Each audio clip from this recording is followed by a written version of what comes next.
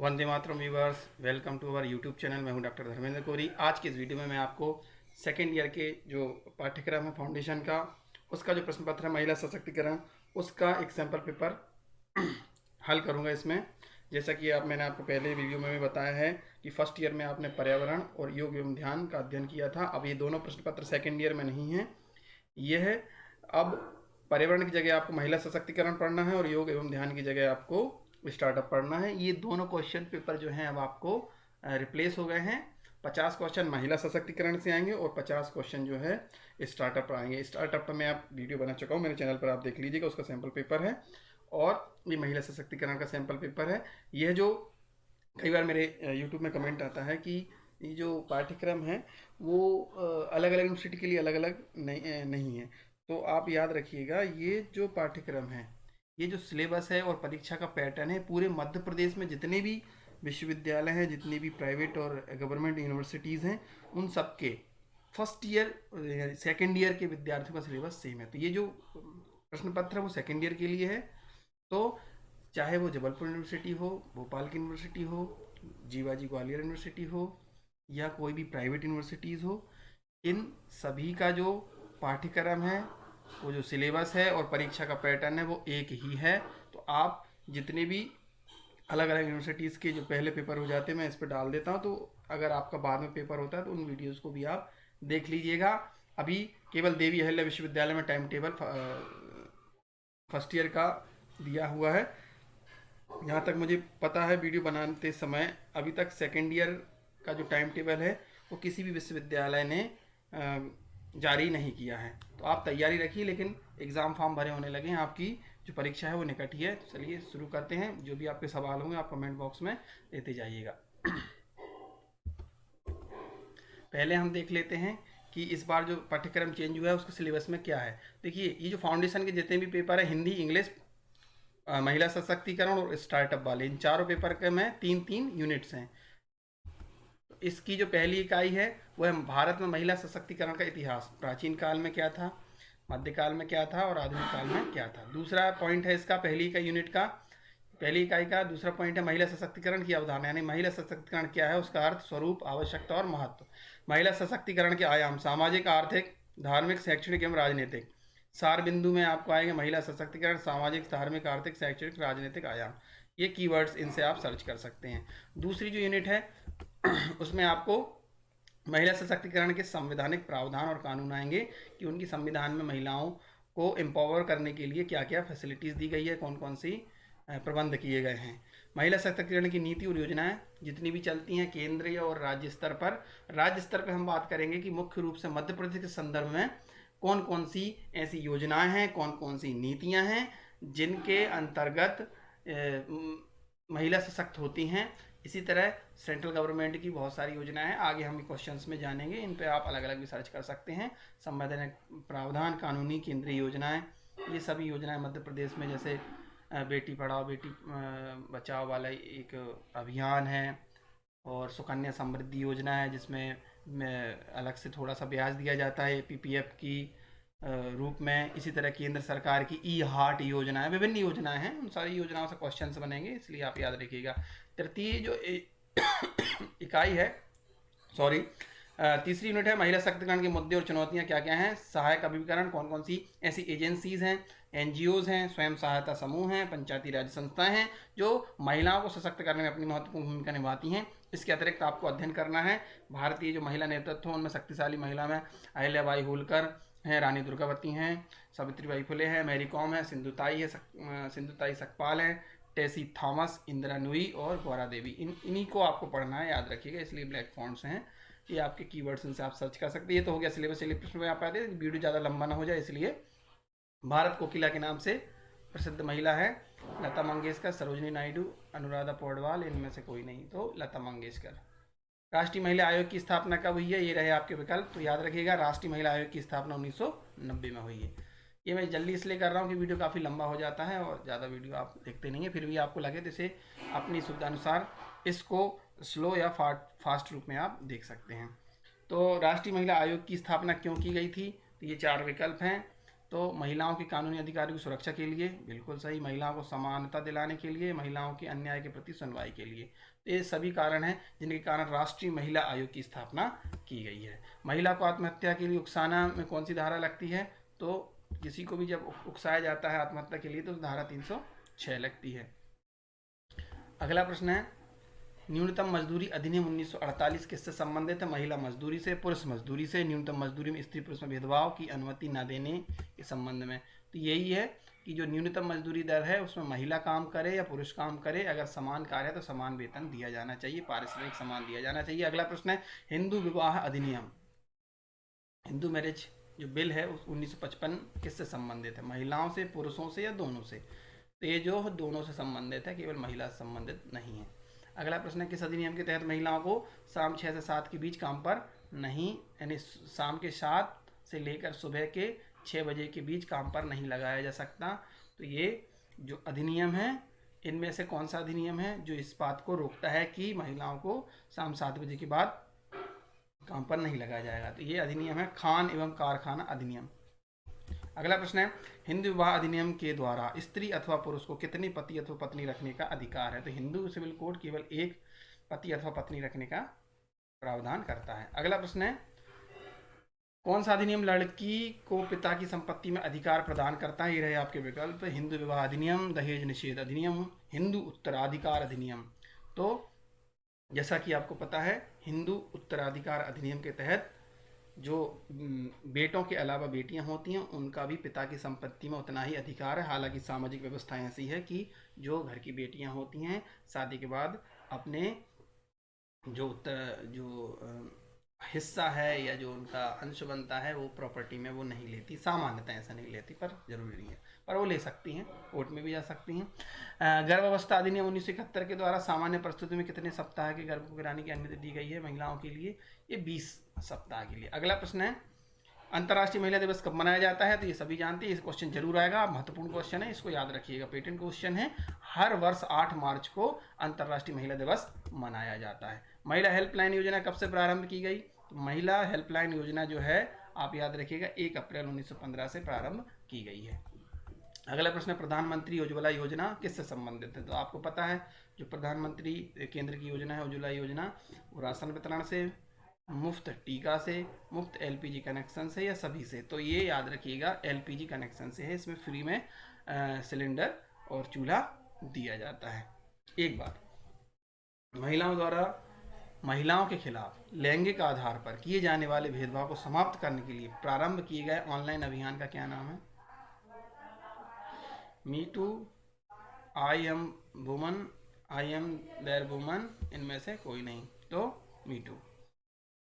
ये महिलाओं द्वारा नहीं होगा, ये पुरुषों द्वारा होना चाहिए, पुरुषों द्वारा महिलाओं के खिलाफ लैंगिक आधार पर किए जाने भेदभाव के लिए मी टू चला। अगला प्रश्न है, निम्नलिखित में से कौन सी योजना बालिकाओं की शिक्षा उन्हें कल्याण प्रदान करती है? तो उज्ज्वला योजना, आपको पता है उज्ज्वला योजना एलपीजी संबंधित है, बेटी बचाओ बेटी पढ़ाओ अभियान है, लाडली लक्ष्मी योजना और वन स्टॉप सेंटर। तो लाडली लक्ष्मी योजना जो है हमारे मध्य प्रदेश की है, याद रखिएगा। महिला हेल्पलाइन योजना किन महिलाओं के लिए है? निर्धन वर्ग, कामकाजी महिला, गृहिणी के लिए, सभी के लिए। तो ये तो सभी के लिए, कोई भी हेल्पलाइन पर अपनी शिकायत या सुझाव दे सकता है। महिला एवं बाल विकास मंत्रालय द्वारा महिला उद्यमियों को समर्थन देने के लिए प्राप्त किए गए ऑनलाइन मंच का नाम क्या है? तो ये याद रखिएगा, इनमें से जो है महिला ई हाट, हाट यानी होता है बाजार, है ना, महिला ई बाजार ना होकर महिला ई हाट है। ये एक ऑनलाइन पोर्टल है, अगर कोई महिला उद्यमी चाहे तो इस पर आप ऑनलाइन अपना आवेदन भेज सकते हैं। आप अगर कोई हैंडीक्राफ्ट करते हैं, अगर आप कोई कलाकृति बनाते हैं, कोई भी ऐसा प्रोडक्ट बनाते हैं और आप उसे ऑनलाइन बेचना चाहते हैं तो इसमें सहायता करता है महिला ई हाट। इसमें आपको रजिस्टर्ड कराना होता है और सहायता भी प्रदान की जाती है, मार्गदर्शन भी प्रदान किया जाता है। अगला प्रश्न है, महिला ई हाट कब से प्रारंभ हुआ है? तो ये विभिन्न प्रकार की डेट दी हुई हैं, 7 मार्च, 16, 8 मार्च, 16, 7 मार्च, 17, है ना। तो याद रखिए 7 मार्च 2016, यानी एक दिन पहले वहाँ से शुरू की गई, 7 मार्च 16 से।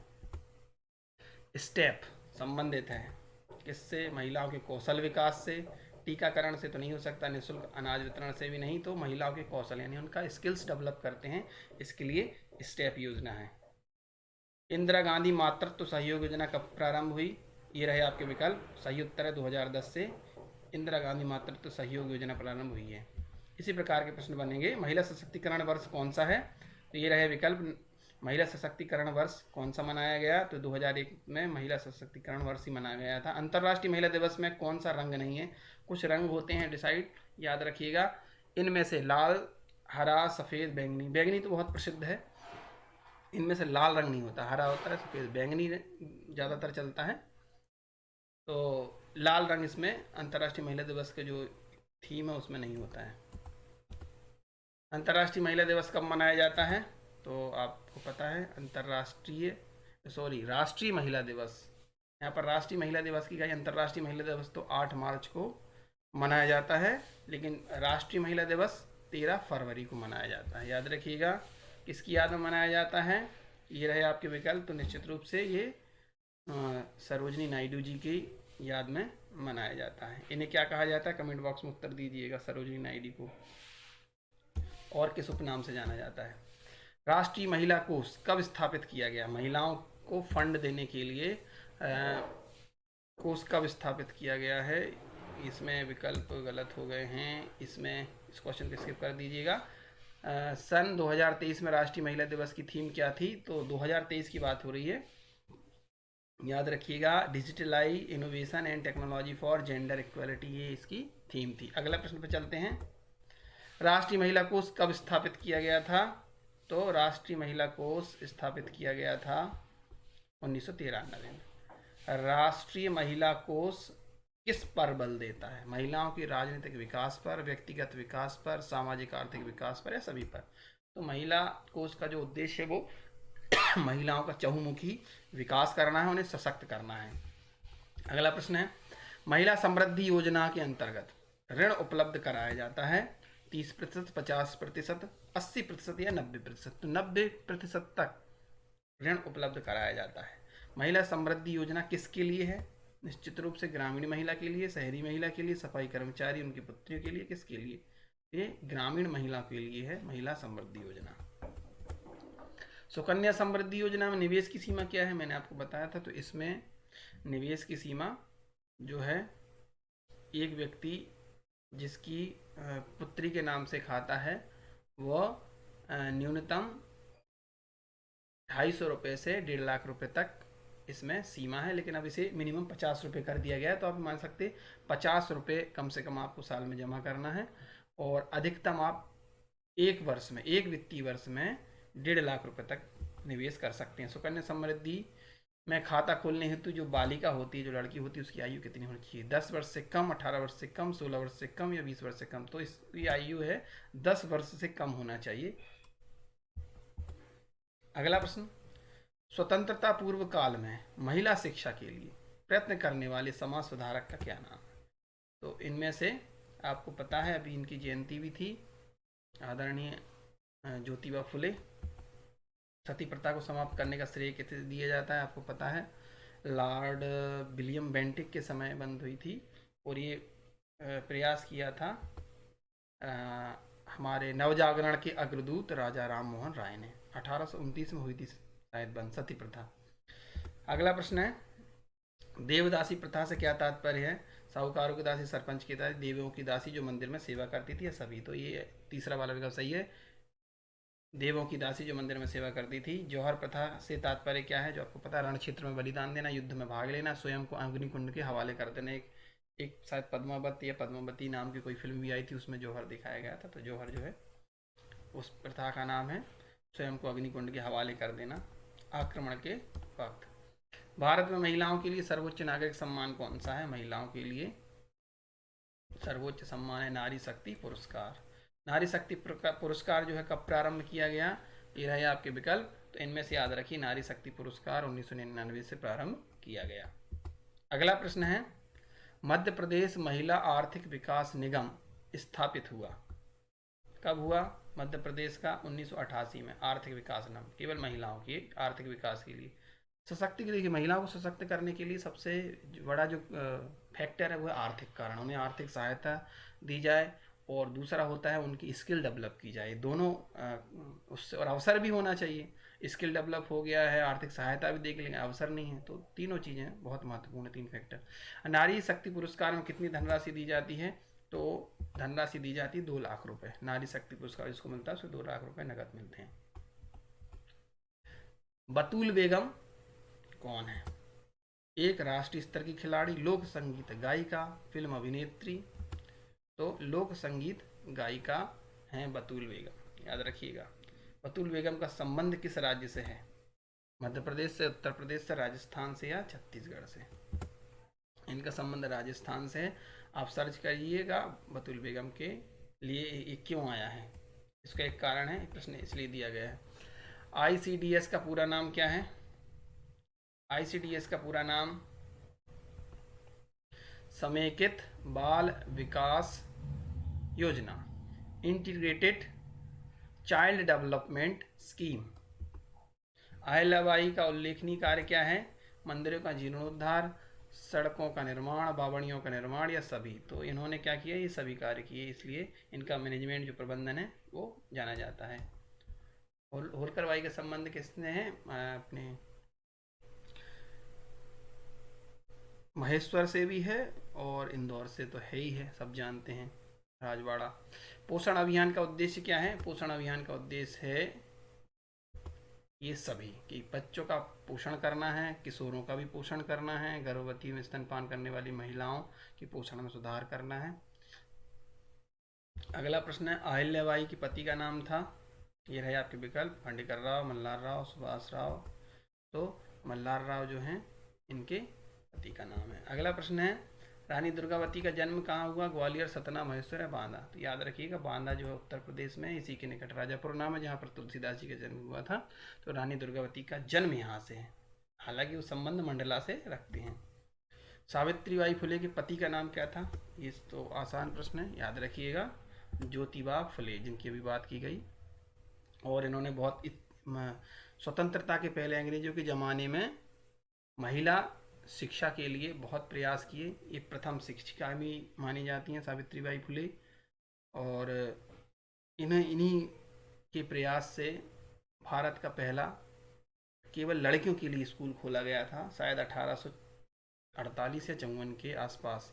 उस समय में इनके प्रयास से ही ये, हालांकि काफ़ी कठिनाइयों का सामना करना पड़ा। अगला प्रश्न है, सावित्रीबाई ने मुख्य योगदान किस लिए दिया?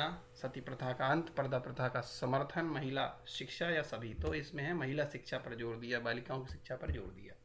मैरी कॉम किस राज्य की खिलाड़ी हैं? याद रखिए मैरी कॉम जो है उनका संबंध मणिपुर राज्य से है। और ये किस खेल से संबंधित हैं? बॉक्सिंग। तो आज की वीडियो में इतना ही। अगर वीडियो अच्छा लगे, काम का लगे, तो सब्सक्राइब कीजिएगा और प्रयास करूँगा कि जल्दी जल्दी आपको और भी वीडियो आ जाएं। अगर कोई आपकी क्वेरी हो तो आप उसे संपर्क कर सकते हैं। इसमें आपको कमेंट बॉक्स में आप अपने प्रश्न पूछ सकते हैं। और साथ ही क्या है, मैंने यहाँ पर एक टेलीग्राम का भी लिंक दे रखा है डिस्क्रिप्शन में, उस पर आप जुड़ जाइएगा। तो कुछ क्वेश्चन पेपर जैसे ही आते हैं तो मैं उस पर डाल देता हूँ पेपर होने के बाद, तो उससे भी आपको सहायता मिल सकती है। Thank you for watching.